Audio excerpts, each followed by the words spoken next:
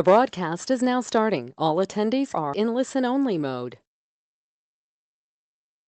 Hello, everyone, and welcome to episode 24 of Quanzu's ABM POV videocast series.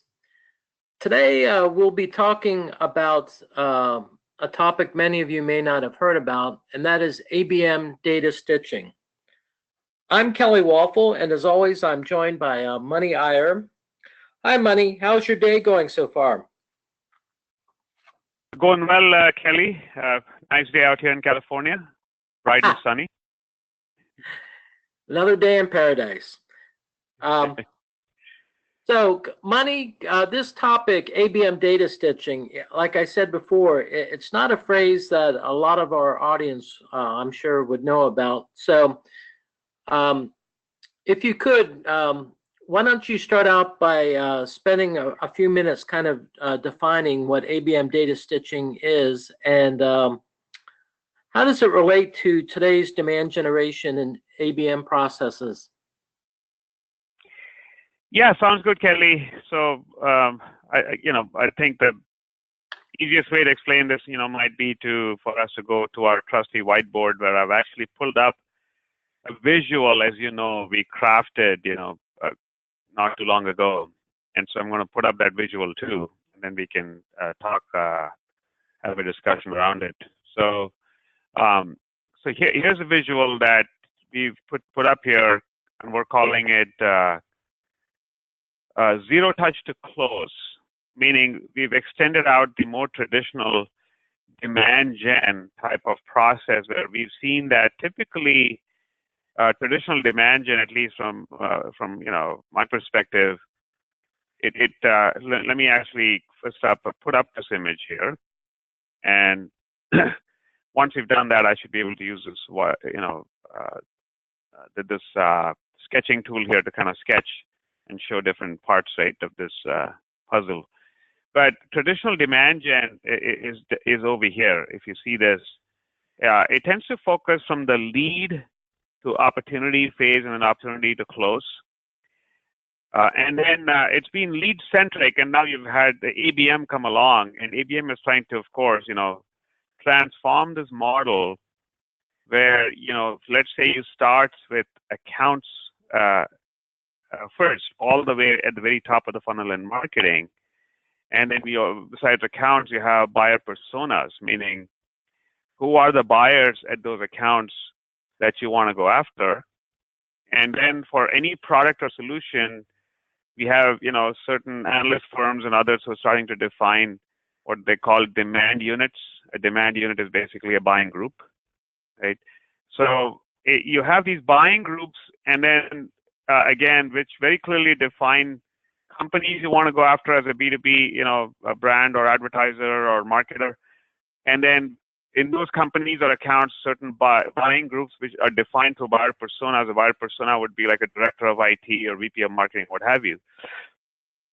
The core issue is that the data needed to go after these folks at the very top is data that lives, that where you don't have email addresses, you don't have names, but you have a way to target them using B2B cookie data or IP targeting data. And that's, typically at the account level or at most at the buyer persona level, where you can say, hey, I want to target people who are directors of IT in those companies or VPs of marketing at those companies, right? So the point is, in the zero touch to lead phase is where there's a significant gap, and you've had no contact, these people never showed up, and now you want to start going after them. And that's where data stitching comes in. So we're calling it ABM data stitching because you have to figure out a way to piece together, interesting audience segments that are based off of the companies you want to go after and the buyer personas you go after. And the fact is, you cannot just rely on one third-party data source. So there are data sources that come in, and you would need an open ABM platform like the one we're sketching out over here.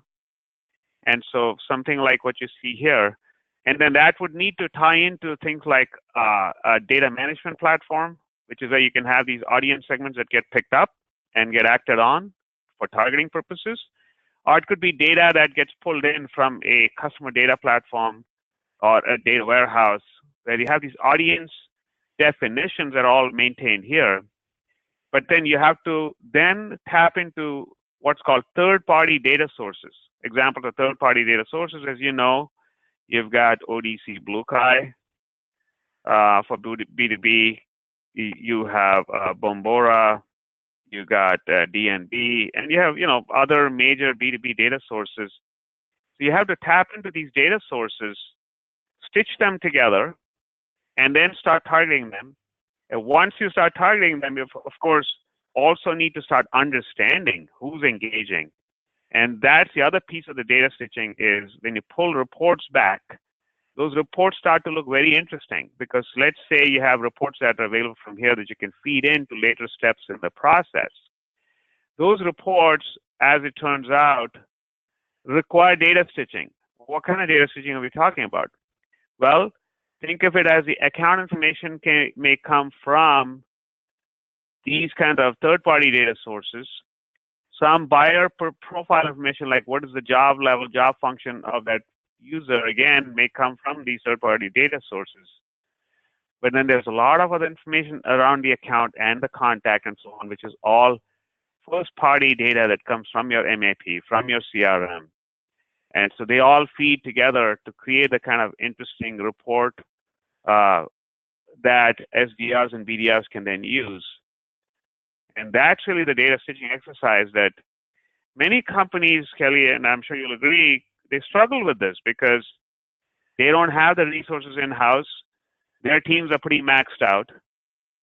And then, it's really, we're talking about assembling the information that is consumable and usable by the sales team, that is literally being put together from all these different sources. And I haven't even begun to talk about the data stitching where you need to pull in some information, maybe even from Google Analytics, right, which has other kinds of behavioral data like who's engaging and how long have they been on a particular page or on a particular part of your website. Kelly? Yeah, so again, from my perspective as a marketer, I think that this is not only fascinating, but very exciting. So I can tell you that most of the marketing friends and peers that I've talked to in the past, they put a lot of emphasis or spend a lot of time in the lead to opportunity space. That's where you're going to be doing a lot of your marketing automation. Your SDR work starts out there. You're getting a lot of data from CRMs, but it's mainly around known contacts or known accounts. Or else they spend a lot of time trying to fill the top of the funnel. But as you're pointing out, Money, that area between what we're calling zero touch to lead right now is kind of a desert for most marketers. And 2 points I'd like to make there is one, I don't think a lot of marketers even know that this data exists. So there's a richness of data that you can tap into here that you didn't even know existed. And two, I think you kind of touched on this earlier. A lot of this data is in the form of logs and is kind of unformatted. So part of the data stitching process is to go in and collect all this data and then package it up in a digestible format into reports and into other formats so that it's easy to use and to make it actionable.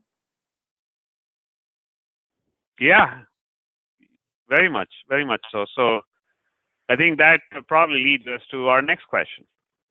It really does. So again, so I think you've done a nice job of kind of laying out the landscape of why ABM data stitching and what it is. But I think it would be kind of important to drill down a little bit deeper and kind of show people how you can do data stitching, especially with third-party and first-party data providers.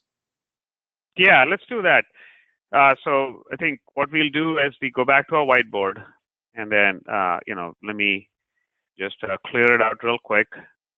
If we go and clear page. I thought it's going to be a lot easier than this.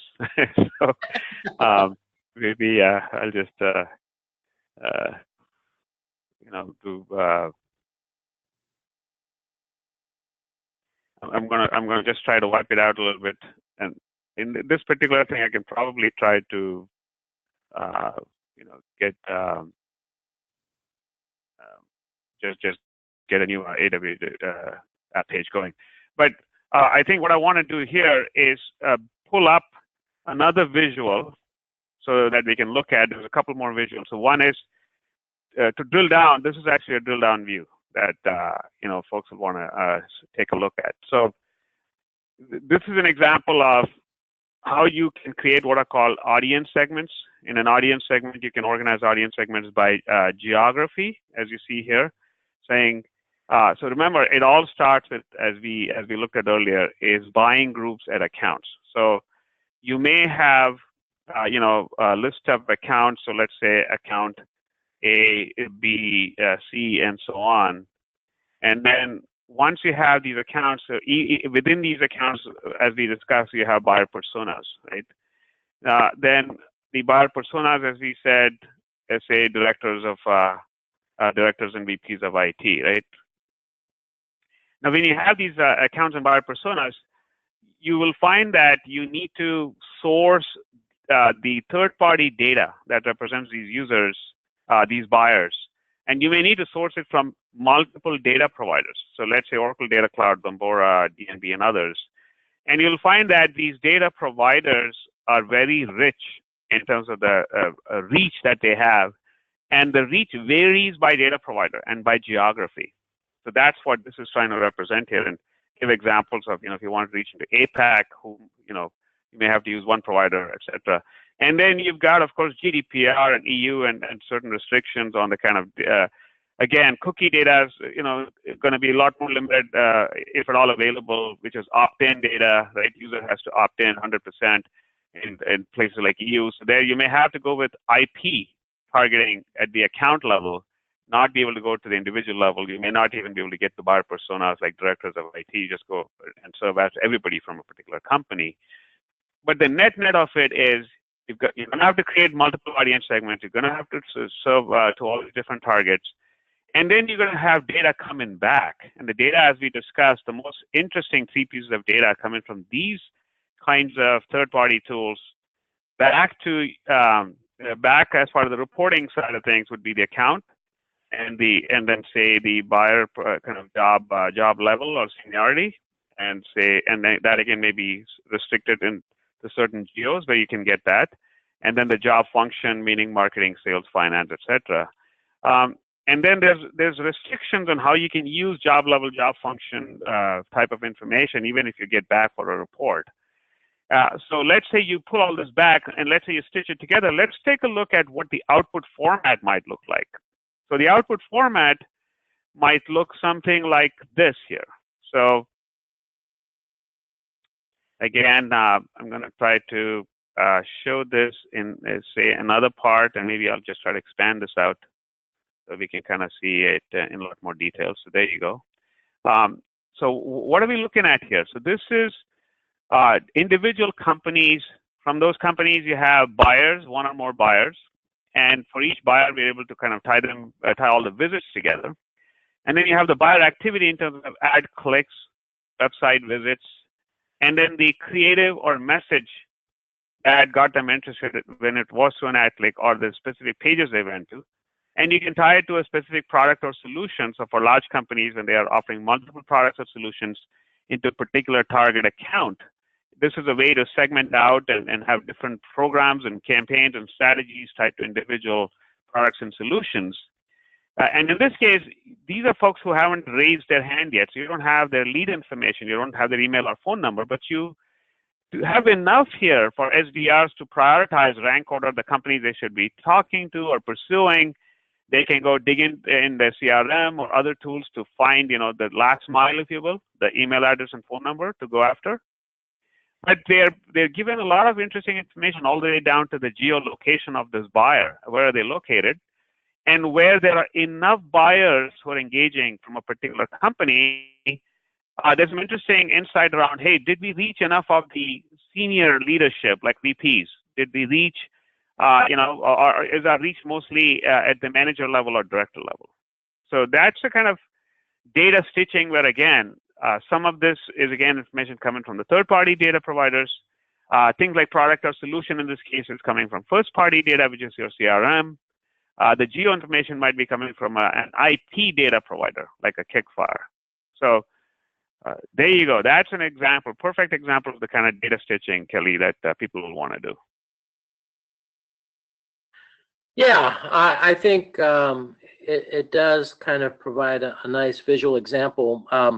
But overall, I just want people to walk away realizing that there's just a vast richness of data that is available to them today from the zero touch to lead stage that they're probably not accessing or leveraging. And because of that, there's the potential that they're losing a lot of people, contacts, before they actually become leads. And so, I just want to point that out. And then the other thing is, I think with this data stitching, a powerful message is really around,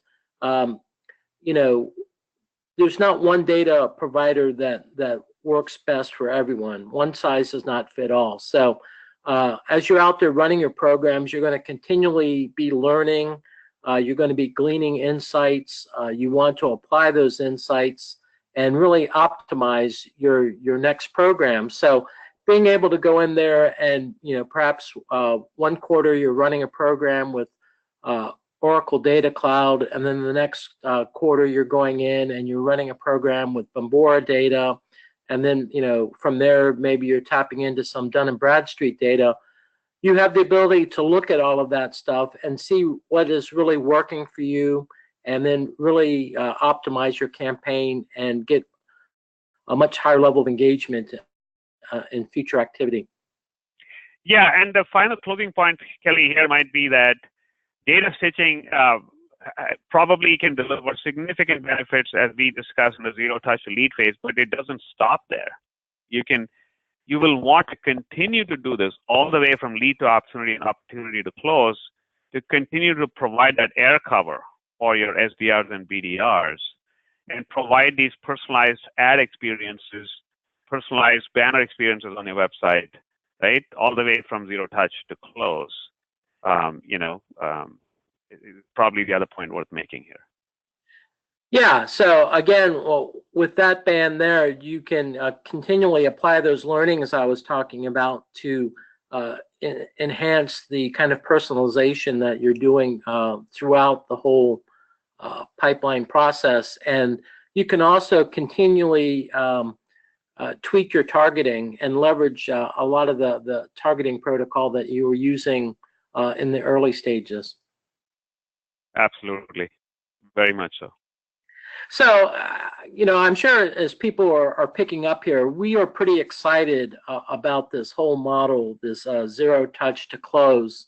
So much so that on Friday, June 22nd, we want to go deeper into that first stage, that zero touch to lead, and really show people in depth the kind of data they can collect, how they can collect it, how they can apply it, and how they can have an impact on really accelerating opportunities in their pipeline and building better alignment between marketing and sales. Absolutely, Kelly. Looking forward to that discussion at our next POV. Great. So I think that does it for this conversation, Manny. I'm sure we're going to have a lot more around zero touch to close and zero touch to lead between you and myself in the next coming days. But I certainly hope you have a great weekend with that California weather, Manny. And I hope everyone listening in has a great weekend as well. So with that, I'm going to say goodbye. Thanks, Kelly. Bye now. All right. Talk to you later. Bye-bye.